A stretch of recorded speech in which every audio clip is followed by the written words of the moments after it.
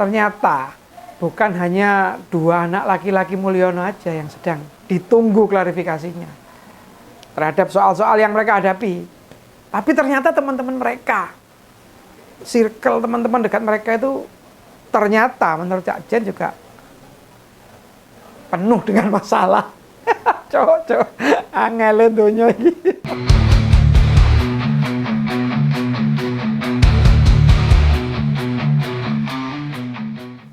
Halo Sobat Cak Den. Makin mendekati hari pergantian kepala negara. Lah kok kelakuannya anak-anak Mulyono nambahi beban bapaknya? Hah? Makin mepet waktu, semakin menghitung hari. Nah sekarang giliran temen anak-anak Mulyono sing nambahi masalah. Ngabot-aboti Pak Mulyono wae. Ya enggak? Ini mau sampai kapan? Soal gratifikasi private jetnya si KAI rampung. Ya kenapa KPK kok belum juga merilis hasilnya, hasil pendalaman masalah ini? Mau sok takut? Atau ada tekanan atau masalah lain? Apa? Lantas kemudian, Wapres terpilih kok lama ini nggak muncul ke publik, itu kenapa? Kecuali kemarin, HUT TNI kemarin itu. Ini ada apa? Hah? Mumet ini, pusing enggak kamu menghadapi wartawan yang kritis-kritis itu kalau misalkan nanya Fufafa? Pusing kan? Nah sekarang siapa teman-teman Mr. Samsul dan si KAI ini yang ikut-ikutan bebannya Pak Mul? Apa ini? Dan apa masalahnya sih yang ada di mereka-mereka semua itu?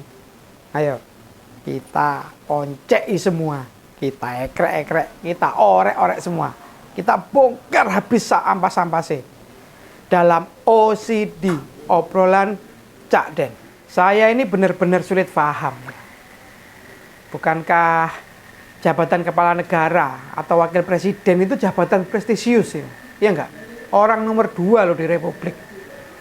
Jabatan itu semestinya buat orang yang makin hati-hati dalam hal apapun. Harusnya. Jangankan waktu berkata-kata, joget jari gitu, di medsos, ataupun mencari circle pertemanan, pokoknya harus hati-hati, semua harus disaring. Sebagai orang tua Gen Z, siapa anak-anak? Contohnya ginilah, Cak Den ini punya anak, dan kebetulan Gen Z, itu ya tak filter kok, tak cari tahu kok siapa teman-temannya kok. Padahal Cak Den ini orang biasa, bukan siapa-siapa. Tapi ya kan tetap hati-hati toh. Hah? Ya kenapa? Para orang tua ini kan nggak mau kan anaknya kena masalah kan. Entah karena temannya, karena pergaulan, atau sebab-sebab lain. Yang penting jangan kena masalah gitu loh. Tapi ya nggak demikian sama Mr. Samsul dan si KAI ini. Yang kebetulan dua-duanya lagi ngadepin problem ya kan. Ketambahan lagi kabar beberapa teman mereka. Ya ini muncul di berita loh. Yang dikesankan atau bisa ditangkap sebagai sesuatu yang tidak baik. Ya minimal dari kacamata Cak Den lah. Kok malah nambah-nambahi. Ini nama pertama contohnya ya, ini contoh lah ya. Gus Miftah. Gus Miftah yang kemarin jelas cetak welo-welo membantu dia menjadi seperti sekarang. Itu dikabarkan melakukan kekerasan pada istrinya. Sama Gus Miftah sih sudah diklarifikasi ya. Intinya itu informasinya itu dibantah. Bila beneran Mas atau Gus nggak melakukan itu, media mainstream ya nggak mungkin memberitakan. Kan logikanya begitu. Mereka wartawan kok pasti tahu lah.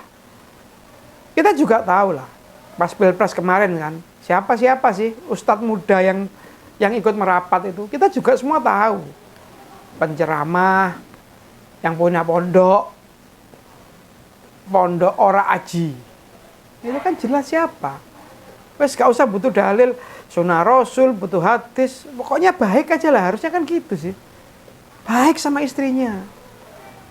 Mosok Gus Rek melakukan tindakan yang melanggar agama. Malah aku iki yang butuhnya tausiah kok malah melakukan kayak gitu. Tapi yo mbuh faktanya menurut pengakuannya Gus Miftah sih, video yang tersebar itu sudah diedit, itu menurut pengakuannya beliau. Tapi kalau lihat videonya, terus tak banding-bandingkan ya dari berbagai tayangan, sepertinya ya bukan editan lah. Dalihnya Gus Miftah itu untuk bercanda. Memang terlihat baik Gus Miftah atau istrinya sambil tertawa-tawa, ngekek-ngekek, guyang-guyu, gitu loh. Tapi gini, terlepas dari persoalan benar atau guyon atau bercandaan, substansinya adalah perilaku itu yang pasti dilakukan di atas panggung.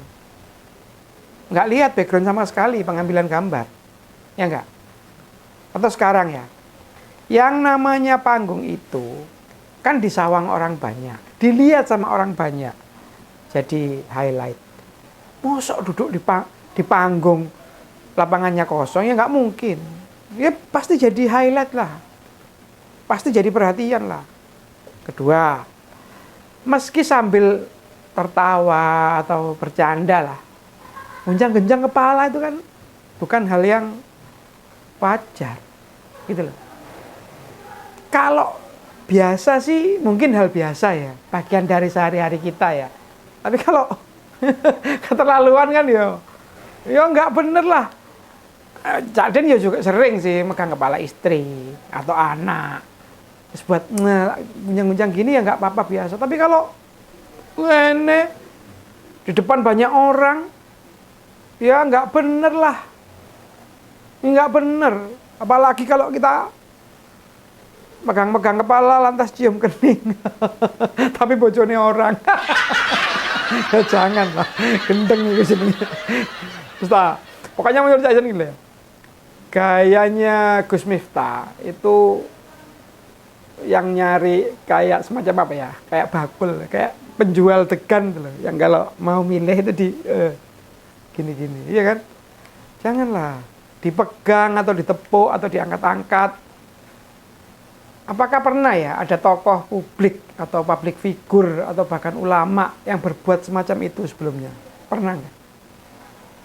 Coba Cak Den pernah lihat nggak itu? Pernah punya referensi tentang itu nggak?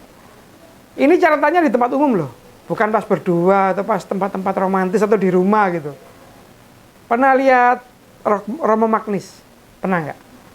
Atau Gus Mus, atau Haji Rumai Rama, atau ustadz-ustadz yang lain yang melakukan hal serupa?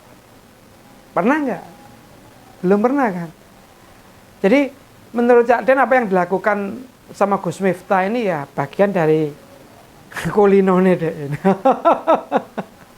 Ini maksudnya Cak Den gini pantas nggak sih sebagai seorang Gus pemimpin pondok pesantren kok gitu, pantas enggak Cak Den? Atau gini deh, bayangkan ya, yang berbuat begitu itu guru atau pendidik atau dosen, dan kepala yang dipegang itu anak kita atau cucu kita. Gimana kira-kira rasanya? Beneran? Maksud kita anggap itu hal biasa? Kita tidak menganggap masalah akhlak atau sesuatu yang wajar?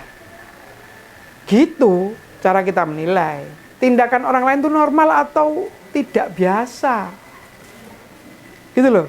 Misalkan nih diibaratkan orang yang diperlakukan itu anak kita, orang terdekat, dan jika perasaannya kita nggak nyaman, berarti ya sama aja yang dirasakan orang lain. Itu bukan hal yang baik, gitu loh. Iya kalau cuma istrimu, tapi kalau sama kerabat kita kan jelas kita nggak terima tuh. Jujur ini Cak Den kecewa sama Gus Miftah ketika munculnya video itu. Oh lah, wong ngajari api aya angel kok.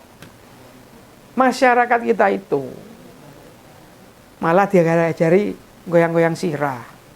Apa nggak yakin? Kepala itu ada isinya loh. Masa nggak yakin cuma dioclek-oclek? Memangnya nggak ada bagian tubuh yang lain Gus yang bisa digoyang Gus? Bisa lah, ada yang lain lah. Itu baru CS, satu CS-nya. Si Mr. Mister siapa? Mister Samsul tadi. Itu cuma satu. Nama kedua. Ini jarang ya diperbincangkan di masyarakat. Yaitu soal gelar dokter honoris causa yang katanya dari universitas di Thailand. Siapa yang nerima? Bener, Raffi Ahmad. Ya, siapa yang nggak tahu sih Raffi Ahmad nih? Suaminya Nagita Slavina ini, CS Kendele Samsul dan Sikai, yang kemana-mana runtang-runtung bisa gampang banget mendapatkan kemudahan. Nah, dia dapat titel ini. Kok ya ngerti ya loh, namanya netizen ya kan? Netizen Indonesia kan tiada duanya. Ngerti ya, kelemahan ini tahu aja. Ternyata kampus itu nggak ada izinnya di Indonesia. Si Raffi ini dikasih gelar karena kontribusinya di bidang hiburan. Di dunia hiburan. Kata siapa? Ya kata kampus itu. Masuk kata Jaden. Itu katanya kampus, katanya berkontribusi di dunia hiburan. Ngawur aja. Nah gini loh, waktu dicek sama netizen yang iseng-iseng itu, yang waktunya banyak itu. Alamat kampusnya itu yang di Thailand, itu lokasinya hotel. Hotel. Apa ini kampus yang modelnya boarding ya? Persis sekolah-sekolah boarding di Indonesia itu. Atau ya bahasanya pondok pesantren lah. Kan cah pondok. Iya enggak? Sekolah, maem, semuanya ada di situ, ngumpul jadi satu di lokasi seputaran pondoknya itu. Perwakilan dari UIPM ini menyebutkan bahwa pembelajaran mereka beneran murni 100% online.